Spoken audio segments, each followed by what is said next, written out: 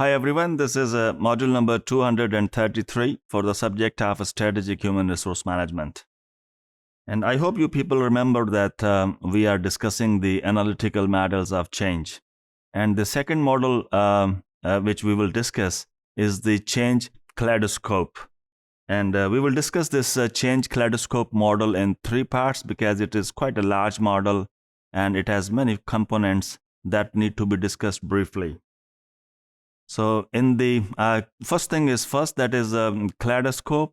Kaleidoscope is something like is a toy usually made up of glass, and it has two sides and it has been painted with the different colors.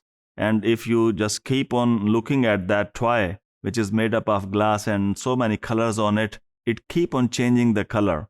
So usually children, they use that type of toy to play and have fun, and it is a kind of illusion as well. If somebody asks you how many colors it has, how many figures it has, it is very difficult to describe because it keep on changing.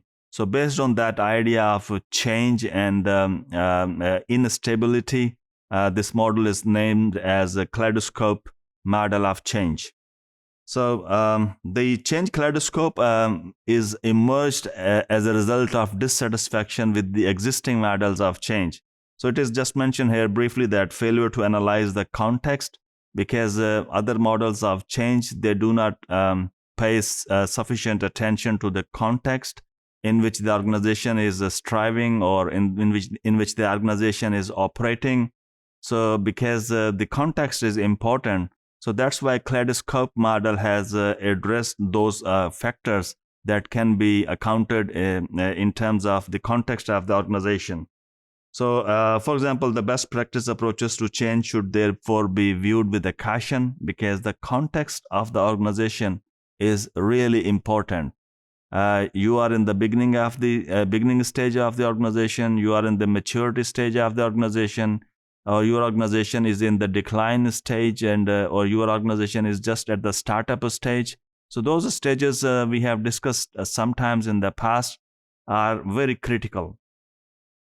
So this is the figure you can see, and we will discuss this figure in this module and in the next two modules. Basically, it suggests that organization is comprised of a lot of factors, and those factors are important when you are thinking about to bring a change in the organization. So you can see that change context. So what need to be changed and what it is, we will talk about that. So the change kaleidoscope, it suggests that the first thing is power. Who are the powerful stakeholders? It need to be carefully addressed. It once one organization that thought about or that believed that some change need to be brought in the organization. Power is very important, because when people are having some power in the organization, they won't like to give up. For example, you want to change that, rather than the immediate supervisors or the first line managers, they make the decision. You want to change the culture of the organization, and you want a participative decision making where the power is distributed among the core workers who are actually doing the job in the organization. For example, people who are manufacturing the products or people who are delivering the services. So power is an important factor. So people would not be easily giving the power to the subordinates.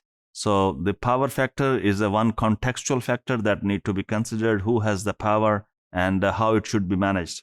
Next is the time. How much time is available to affect the change? So if you have are you in crisis, or you can steadily and easily over the longer period of time can bring change or establish change. So time is another contextual factor. Scope, what is the context of change in terms of breadth? How large is the how big is the change? It would be specific to one department or to the whole organization. That is the breadth of the change. Preservation, what are the critical things that need to be maintained in the organization through the change process and beyond? For instance, what are the experience and capability of middle managers? So you can preserve the change and it depends on the capability of the middle managers or capability of the top managers. So preservation is an important contextual factors. So you can see that these factors are very important, and they can suggest you a very different approach to making change. If the change is organization wide, then there are different approaches. If the change is only incremental or a small scale within one department, that suggests a different approach.